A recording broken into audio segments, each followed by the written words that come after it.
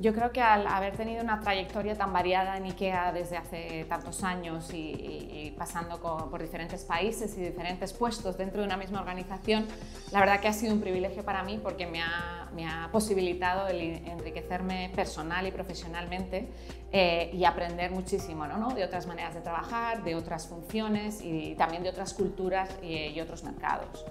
Y con esa idea yo creo que fundamental para mí en toda esta trayectoria ha sido por una parte la curiosidad, las ganas de intentar algo nuevo, ¿no? Muchas veces en los puestos que he cogido no siempre tenía todo el conocimiento necesario o empezar en un nuevo país conociendo un nuevo mercado y una nueva cultura, con lo cual para mí la curiosidad es un pilar fundamental y eso también va un poquito ligado a la resiliencia porque es verdad que aunque queramos ser curiosos, echados para adelante, buscar nuevas alternativas, muchas veces eso supone que las cosas no salen tan bien, ¿no? Entonces la resiliencia es importante para poder empezar, para volver a empezar, levantarse y volver a intentar un nuevo reto, ¿no? Y entonces con esas dos patas creo que la última que para mí ha sido también importante es la parte del optimismo, ¿no? O de la pasión, de cómo asegurar que veo las cosas de una manera positiva, aunque muchas veces haya dificultades. Cuando hablamos de referentes, ¿no? En liderazgo, yo la verdad no puedo decidir en unos específicos, ¿no? Yo creo que durante toda mi vida y en diferentes facetas de tu vida, ¿no? Desde tu infancia con mis padres, que para mí han sido un ejemplo de siempre darme la oportunidad y siempre empujarme a hacer cosas nuevas y a tener independencia y moverme, hasta desde profesores, tanto en el colegio, la universidad, y por supuesto en el mundo de la empresa, ¿no? Muchísimos líderes, muchísimos de mis managers, en muchos sentidos que han confiado en mí, muchas veces aunque no estuviese 100% preparada, pero han visto un talento o un potencial. Y últimamente, por supuesto, mucho mujeres, ¿no? Mujeres managers que trabajamos juntas en estas posiciones en IKEA y que son un referente por el ejemplo, porque nos unimos, porque cooperamos. Entonces yo creo que cada fase de la vida han sido diferentes.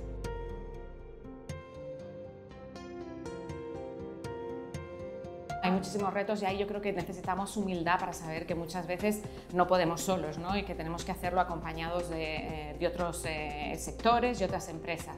Pero yo creo que para nosotros en IKEA fundamental es tener la visión clara, ¿no? El propósito, porque eso al final es el norte, ¿no? El que nos guía y eso no cambia con ninguna circunstancia externa, ¿no? Para nosotros la visión es crear un mejor día a día a la mayoría de las personas, un propósito muy inspirador y muy retador, ¿no? Y una vez que tienes el norte claro, yo creo que también la cultura y valores de la empresa son pilares fundamentales que te sirven un poco de brújula para llegar a ese norte, ¿no? Y ahí, dentro de los valores de IKEA, yo creo, como he comentado antes, la parte del trabajo en equipo, de traer diferentes competencias sobre un mismo proyecto, el trabajar mucho más en cross-functional o cross-competence, pues ha sido una de las claves, ¿no? Entonces, y luego, a partir de ahí, por supuesto, pues todo lo que supone esta incertidumbre es que hay que tener muchísima flexibilidad, hay que estar abierto al cambio y otra vez volver al optimismo, ¿no? Que con todo lo que nos está pasando alrededor, volver a tener esa mentalidad optimista.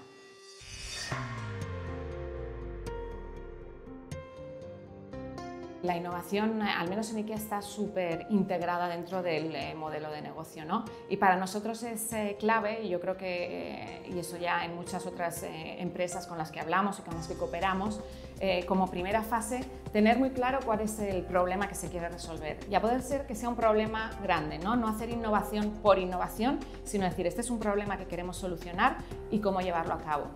Luego, por otro lado, cuando tienes identificado el problema, es realmente decir qué solución o qué proceso de innovación vamos a seguir para que eso tenga un impacto en la mayoría de las personas, ¿no? Para nosotros es muy importante que no nos restringimos a segmentos pequeños, sino que intentamos que el impacto sea para la mayoría. Y a partir de ahí, como siempre, utilizar la tecnología como un medio para poder innovar y ahora nos está ayudando muchísimo, pero sobre todo centrar la innovación en las personas.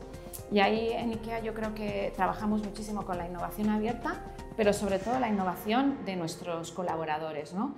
Decimos que tenemos 170.000 emprendedores en la empresa y de ahí recogemos muchísimo, trabajamos mucho en recoger las ideas, en formarles en el proceso de innovación con concursos, con competencias, pues un poco para hacerlo también divertido, para que la gente se inspire en dar ideas, sobre todo todos aquellos trabajadores que trabajan mucho más cerca del cliente, que saben exactamente cuáles son sus problemas y pueden traernos esas ideas, ¿no?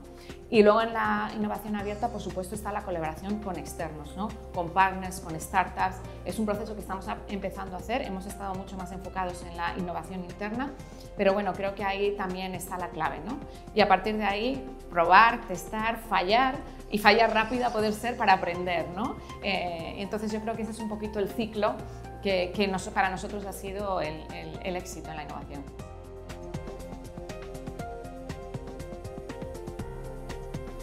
La formación, ¿no? en las generaciones jóvenes de ahora, yo creo que tiene que estar basada también mucho más en esas competencias más soft, como se dice, ¿no? Más blandas. Por supuesto, las competencias técnicas son importantes, pero todo lo que tiene que ver con saber trabajar en equipo, con saber coger diferentes puntos de vista de ideas, conectarlas y sacar conclusiones, ser muy específicos en la comunicación. Yo creo que es súper importante, ¿no? El comunicar bien, escrito, oralmente, y realmente saber expresar con precisión cuáles son las ideas, ¿no? Toda esa parte es algo que al menos en nuestras generaciones no se fueron tan reforzadas y creo que es importantísimo.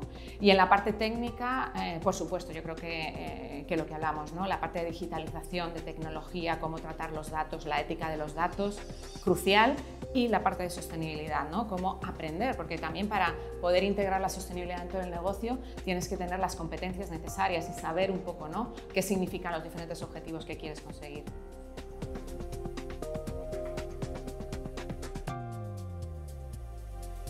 Tengo la suerte de trabajar en una compañía en la que desde sus inicios estamos muy enfocados en el tema de la igualdad y la inclusión, ¿no? En todos los sentidos, pero el género es un pilar bastante importante. Y ahí yo creo que, bueno, que mi mensaje sería pues, seguir trabajando y seguir luchando, ¿no? Y muchas veces las mujeres no ponernos frenos a nosotras mismas, tirarnos mucho más a la piscina, levantar la mano cuando veamos cosas que no están ocurriendo de la manera que tienen que ser y, por supuesto, en la empresa continuar trabajando en los planes de igualdad, integrándolos, que sean reales y la parte de corresponsabilidad, ¿no? Tanto en la parte personal como en la parte profesional, como seguir trabajando en ese área, ¿no? Porque es la única manera de que entre todos podamos mover el tema hacia adelante.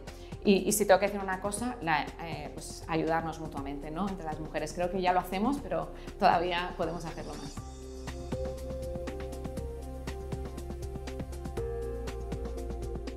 La sostenibilidad es una palanca de transformación, pero también de crecimiento, ¿no? Y eso tiene que ser importante.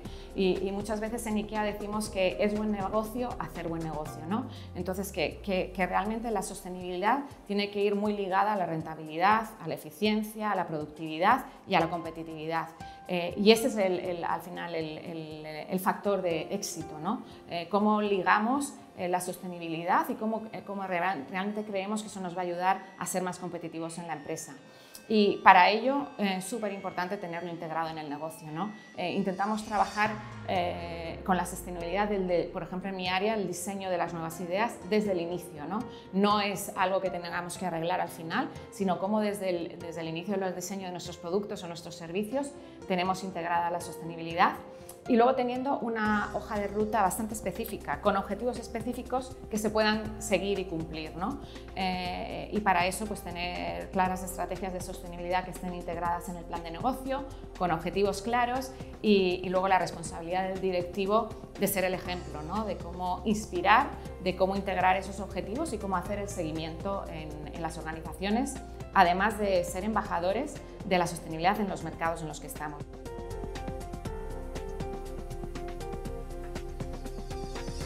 Es difícil dar consejos porque yo creo que ya las juventudes casi van más rápidas, están más evolucionadas y probablemente yo muchas veces digo ojalá me diesen consejos a mí de cómo liderar. pero bueno, yo creo que está un poquito relacionado con las competencias que hemos hablado antes, ¿no? Yo lo que veo cada vez más que el liderazgo está cambiando en ser algo mucho más el liderazgo compartido, ¿no? En el que hay que realmente descubrir esas competencias o esos talentos, ponerlos alrededor del proyecto que se quiera realizar, dejar los egos aparte, ¿no? Y las propiedades y trabajar mucho más en esa idea de trabajo en equipo, ¿no? Pero yo creo que, por otro lado, que yo veo que las generaciones, vamos, lo tienen mucho más claro que nosotros, y que también una cosa de las que yo me siento muy inspirada es, al menos con los equipos en los que yo trabajo en innovación, que tienen también el concepto de la importancia de la sostenibilidad y de la tecnología como palancas de cambio, ¿no? Y yo creo que eso está mucho más embebido en las generaciones jóvenes que en las nuestras, que hemos tenido que aprender muchísimo más.